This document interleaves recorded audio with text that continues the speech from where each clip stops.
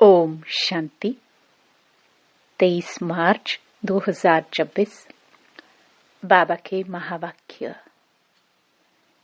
मीठे बच्चे, चुप रहना भी बहुत बड़ा गुण है। तुम चुप रहकर बाप को याद करते रहो तो बहुत कमाई जमा कर लेंगे। प्रश्न: कौन से बोल कर्म संन्यास को सिद्ध करते हैं? वह बोल तुम नहीं बोल सकते। उत्तर: ड्रामा में होगा तो कर लेंगे। बाबा कहते, यह तो कर्म संन्यास हो गया। तुम्हें कर्म तो अवश्य करना है। बिना पुरुषार्थ के तो पानी भी नहीं मिल सकता। इसलिए ड्रामा कहकर छोड़ नहीं देना है। नई राजधानी में ऊंच पद पाना है तो खूब पुरुषार्थ करो। ओम शांति। पहले पहले बच्चों को सावधानी मिलती है। बाप को याद करो और वर्षे को याद करो। मन मना भव। यह अक्षर भी व्यास ने लिखा है। संस्कृत में तो बाप ने समझाया नहीं है। बाप तो हिंदी में ही समझाते हैं। बच्चों को कहते हैं कि बाप को और वर्षे को याद करो। यह सहज अक्षर है कि हे बच्चों, मुझ बाप को याद करो। लौकिक बाप ऐसे नहीं कहेंगे कि हे बच्चों, मुझ अपने बाप को याद करो। यह है नई बात। बाप कहते हैं, हे बच्चों, मुझ अपने निराकार बाप को याद करो। यह भी बच्चे समझते हैं। रूहानी बाप हम रूहों से बात करते हैं। घड़ी घड़ी बच्चों को कहना कि बाप को याद करो, यह शोभता नहीं है। जबकि बच्चे जानते हैं हमारा फर्ज है रूहानी बाप को याद करना, तब ही विकर्म विनाश होंगे। बच्चों को निरंतर याद करने की कोशिश करनी पड़े। इस समय कोई निरंतर याद कर ना सके, टाइम लगता है।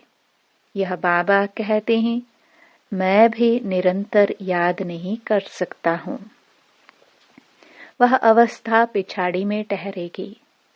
तुम बच्चों को पहला पुरुषार्थ बाप को याद करने का ही करना है। शिव बाबा से वर्षा मिलता है। भारतवासियों की ही बात है।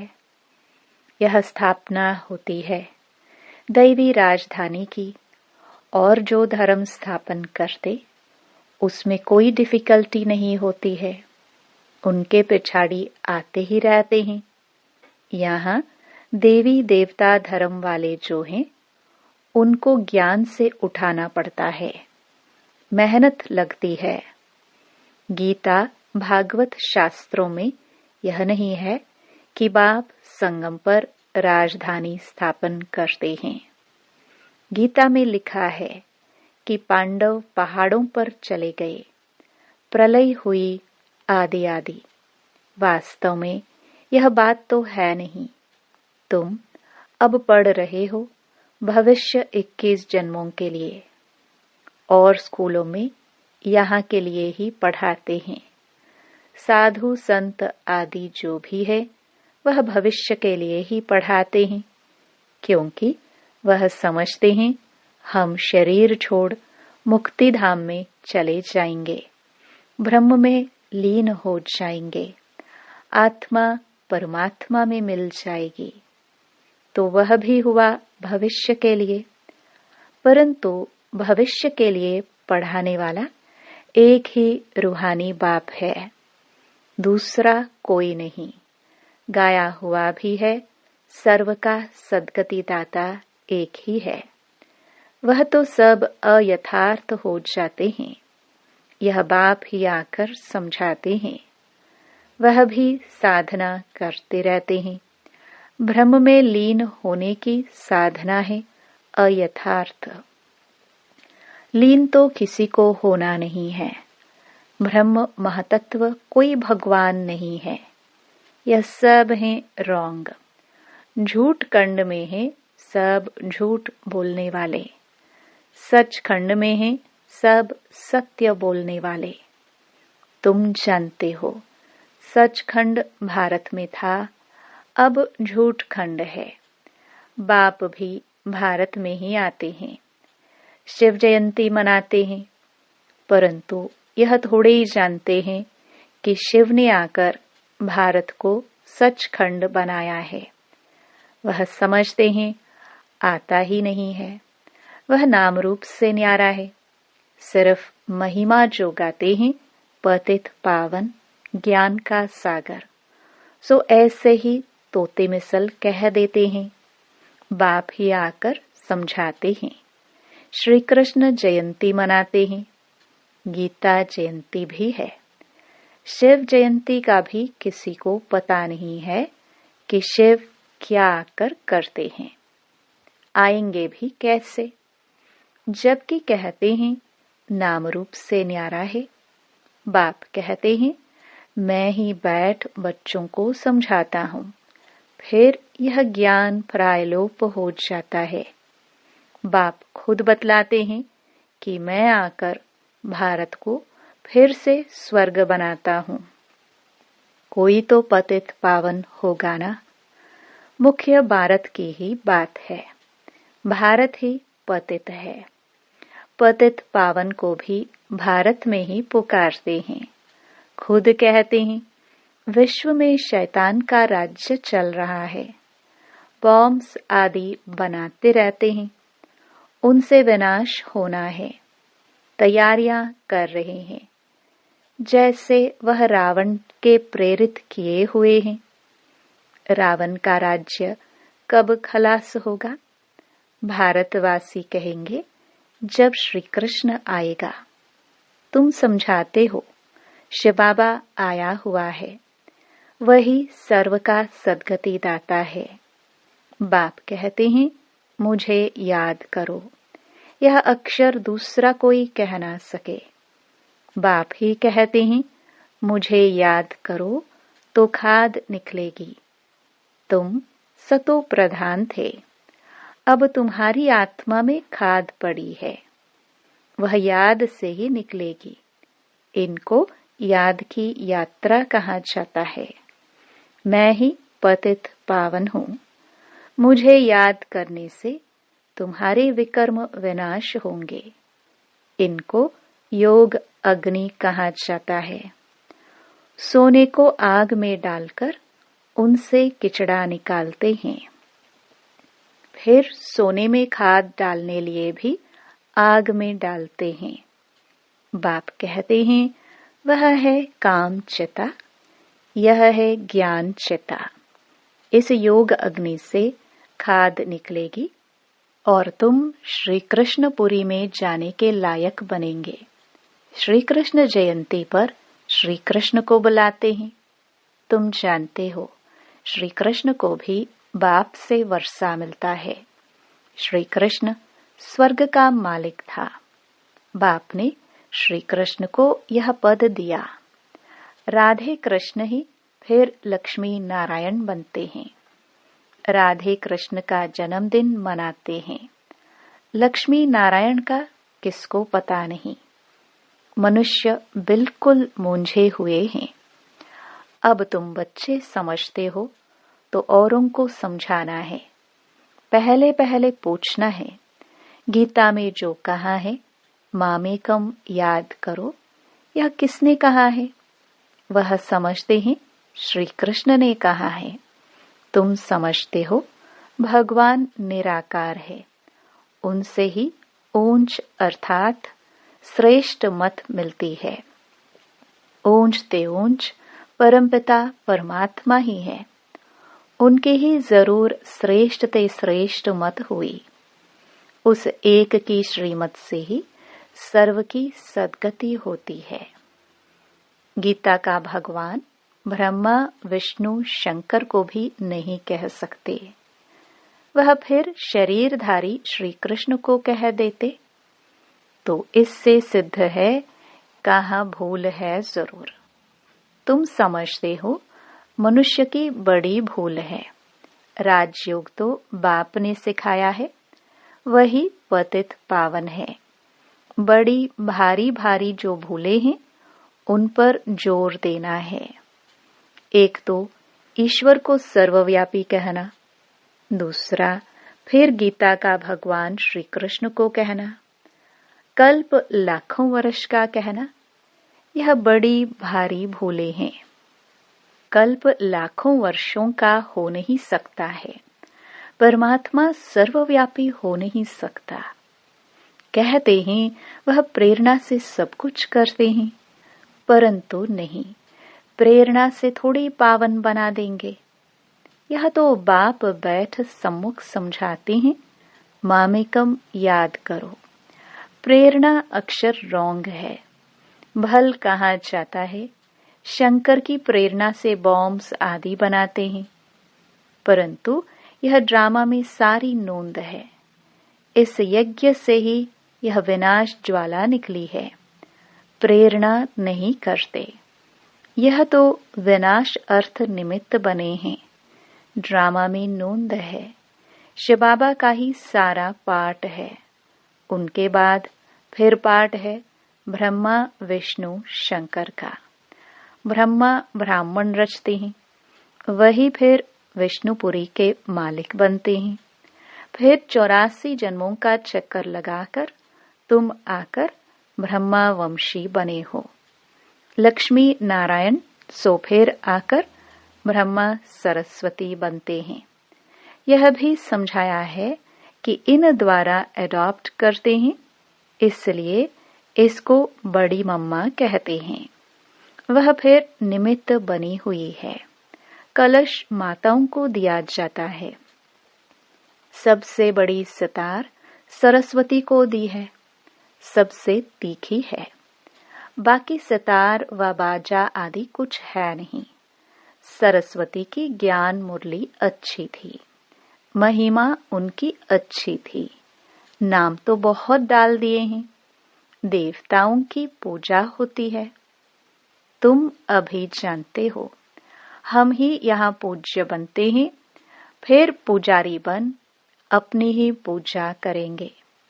अभी हम ब्राह्मण हैं, फिर हम ही पूज्य देवी देवता बनेंगे, यथा राजा रानी तथा प्रजा।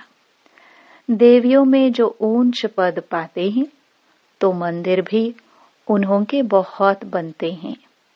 नाम बाला भी उन्हों का होता है, जो अच्छी रीति पढ़ते पढ़ाते हैं। तो अब तुम जानते हो, पूज्य पुजारी हम ही बनते हैं। शिव बाबा तो सदैव पूज्य है। सूर्यवंशी देवी देवता जो थे, वे ही पुजारी फिर भगत बनते हैं। आप ही पूज्य, आप ही पुजारी की सीढ़ी बहुत अच्छी रीति समझाते हैं। बिगर चित्र भी तुम किसको समझा सकते हो। जो सीख कर जाते हैं, उनकी बुद्धि में सारी नॉलेज है। 84 जन्मों की सीढ़ी भारतवासी चढ़ते उतरते हैं। उन्हों के 84 जन्म हैं। पूज्य थे, फिर हम पुजारी बने। हम सो हम का अर्थ भी तुमने बहुत अच्छी तरह समझा है। आत्मा सो परमात्मा हो ना सके। बाप ने हम सो हम का अर्थ समझाया है। हम सो देवता सो क्षत्रिय बने। हम सो का दूसरा कोई अर्थ है नहीं। पूज्य पुजारी भी भारतवासी ही बनते हैं, और धर्म में कोई पूज्य पुजारी नहीं बनते हैं। तुम ही सूर्यवंशी चंद्रवंशी बनते हो। समझानी कितनी अच्छी मिली है। हम सो देवी देवता थे। हम आत्मा निर्वाण धाम में रहने वाली है। यह चक्र फिरता रहता है। जब दुख सामने आता है तो बाप को याद करते हैं। बाप कहते हैं, मैं दुख के समय ही आकर सृष्टि को बदलता हूँ। ऐसे नहीं कि नई सृष्टि रचता हूँ, नहीं, पुरानी को नया बनाने मैं आता हूँ। बाप आते ही हैं संगम पर। अब नई दुनिया बन रही है, पुरानी खलास होनी है। यह है बेहद की बात। तुम तैयार हो जाएंगे तो सारी राजधानी तैयार हो जाएगी। कल्प कल्प जिन्होंने जो पद पाया है उस अनुसार पुरुषार्थ चलता रहता है। ऐसे नहीं ड्रामा में जो पुरुषार्थ किया होगा सो होगा। पुरुषार्थ करना होता है, फिर कहाँ जाता है। कल्प पहले भी ऐसे पुरुषार्थ किया था। हमेशा पुरुषार्थ को बड़ा रखा जाता है। प्रारब्ध पर बैठ नहीं जाना है। पुरुषार्थ बिगर प्रारब्ध मिल न सके। पुरुषार्थ करने बिगर पानी भी नहीं पी सकते। कर्म संन्यास अक्षर रॉन्ग है। बाप कहते हैं, गृहस्थ व्यवहार में भी रहो। बाबा सबको यहाँ तो नहीं बैठा देंगे। शरणागति गाई हुई है। बच्ची बननी थी, क्योंकि उन्हों को तंग किया गया, तो आकर बाप के पास शरण ली। शरण तो देनी पड़े ना। शरण एक परमपिता परमात्मा की ही ली जाती है। गुरु आदि की शरण नहीं ली जाती है। जब बहुत दुख होता है तो तंग होकर आकर शरण लेते हैं। गुरुओं के पास कोई तंग होकर नहीं जाते हैं। वहां तो ऐसे ही जाते हैं। तुम रावण से बहुत तंग हुए हो। अब राम आया है रावण से छुड़ाने। वह तुमको शरण में लेते हैं। तुम कहते हो, बाबा हम आपके हैं। गृहस्थ व्यवहार में रहते भी शरण शिव बाबा की ली है। बाबा हम आपकी ही मत पर चलेंगे। बाप श्रीमत देते हैं। गृहस्थ व्यवहार में रहते मुझे याद करो और सबकी याद छोड़ दो। मेरी याद से ही विकर्म विनाश होंगे। सिर्फ शरण लेने की बात नहीं है। सारा मदार याद पर है। बाप के सिवाय ऐसा कोई समझा ना सके। बच्चे समझते हैं, बाप के पास इतने लाखों कहाँ आकर रहेंगे। प्रजा भी अपने अपने घर रहती है। राजा के पास थोड़ी रहती है। तो तुमको सिर्फ कहा जाता है, एक को याद करो। बाबा हम आपके हैं। आप ही सेकंड में सदगति का वर्षा देने वाले हो। राजयोग सिखलाकर राजाओं का राजा बनाते हो। बाप कहते हैं, जिन्होंने कल्प पहले बाप से वर्षा लिया है वही आकर लेंगे। पिछाड़ी तक सबको आकर बाप से वर्षा लेना है। अभी तुम पतित होने के कारण अपने को देवता कहला नहीं सकते। बाप सब बातें समझाते हैं। कहते हैं, मेरे नूरे रतन। जब तुम सतयुग में आते हो तो तुम 1-1 से राजाई करते हो। औरों की तो जब वृद्धि हो, लाखों की अंदाज में हो, तब राजाई चले। तुमको लड़ने करने की दरकार नहीं है। तुम योग बल से बाप से वर्षा लेते हो। चुप रहकर सिर्फ बाप को और वर्षे को याद करो। पिछाड़ी में तुम चुप रहेंगे, फिर यह चित्र आदि काम नहीं आएंगे। तुम होशियार हो जाएंगे। बाप कहते हैं, सिर्फ मुझे याद करो तो विकर्म विनाश होंगे। अब करो न करो तुम्हारी मर्जी। कोई देहधारी के नाम रूप में नहीं फंसना है। बाप को याद करो तो अंतमति सोगति हो जाएगी। तुम मेरे पास आ जाएंगे। फुल पास होने वाले को राजाई मिलेगी। सारा मदार याद की यात्रा पर है। आगे चल नए भी बहुत आगे निकलते जाएंगे। अच्छा, मीठे मीठे सिखिलदे बच्चों प्रति माता पिता बाप दादा का याद प्यार और गुड मॉर्निंग। रूहानी बाप की रूहानी बच्चों को नमस्ते।